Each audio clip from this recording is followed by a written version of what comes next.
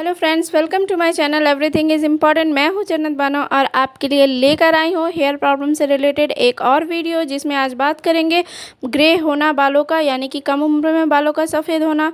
वैसे तो बालों की सफ़ेद होने की प्रक्रिया नॉर्मल होती है एक उम्र के साथ साथ, लेकिन कम उम्र में अगर बाल सफ़ेद होने लगे तो इसे मेडिकल लैंग्वेज में केनाइटिस कहा जाता है। बालों का सफ़ेद होना कम उम्र में डिपेंड करता है मेलानिन के ऊपर। अगर मेलानिन में कमी आ जाती है तो बाल सफ़ेद होना शुरू हो जाते हैं।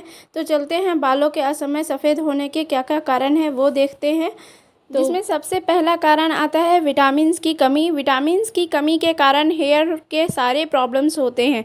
तो चलिए जानते हैं कि विटामिन सी और विटामिन डी ये दोनों हमारे बालों की ग्रोथ को मदद करते हैं, और विटामिन ई जो है हमारे बालों को अंदर से स्वस्थ रखता है, नरिशमेंट देता है। और विटामिन ए जो है हमारे बालों के हेयर फॉलिकल्स को मजबूत करता है, इसलिए विटामिन ए भी बहुत ज़रूरी है हमारी बॉडी के लिए।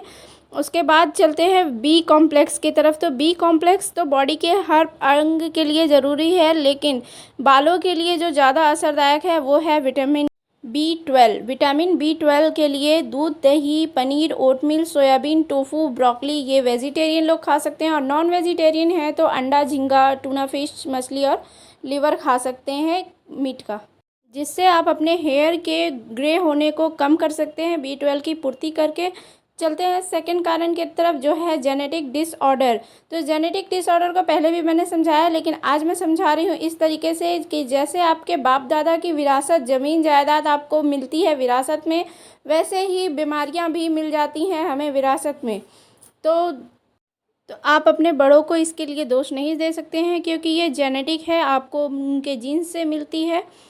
तो जैसा कि आप इस पिक में देख रहे हैं कि मम्मी को अगर उसके सेम वही जगह पे बालों का वाइट पार्ट है, तो बच्चे के में भी सेम उसी जगह पर बालों का वाइट पार्ट हो गया है। ये पैदाइशी है, ज़रूरी नहीं है कि सबको पैदाइशी ही हो। अगर एक समय के बाद भी आकर बालों का सफ़ेद होना शुरू होता है गार्जियन के हिसाब से, जिसके इलाज की प्रक्रिया बहुत जटिल है। तो तीसरा कारण है हाइपोथायराइडिज्म, यानी कि इसके कारण भी बाल तेज़ी से सफ़ेद होते हैं। जब थायराइड ग्लैंड में हार्मोन का बनना कम हो जाता है तब ऐसा होता है, आपके बाल असमय सफ़ेद होना शुरू हो जाते हैं। ये आयोडीन की कमी के कारण होते हैं।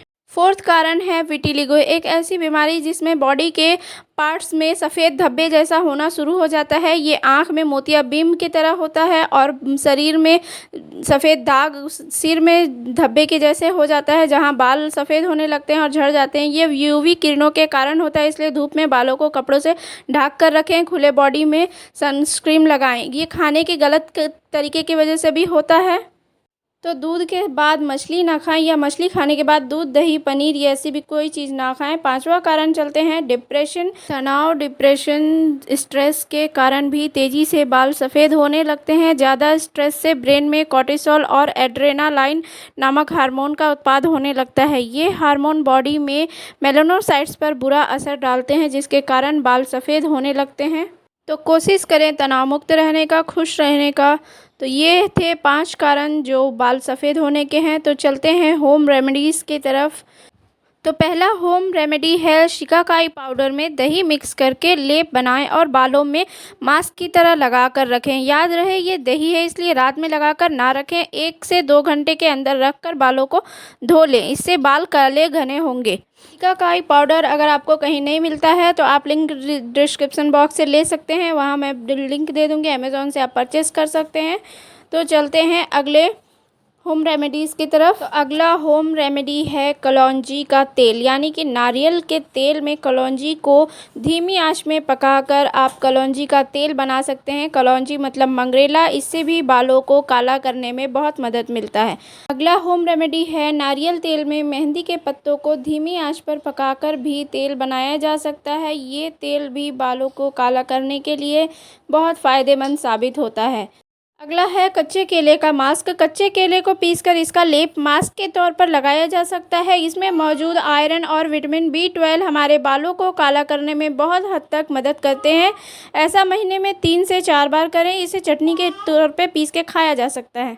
Okay friends, thank you for watching my videos. Like comment करना मत भूलिएगा और ऐसे ही अच्छे अपडेट्स के लिए मेरे चैनल को सब्सक्राइब कर दीजिएगा। शेयर नहीं किया है तो शेयर भी कर दीजिएगा अपने फैमिली एंड फ्रेंड्स में। Bye bye.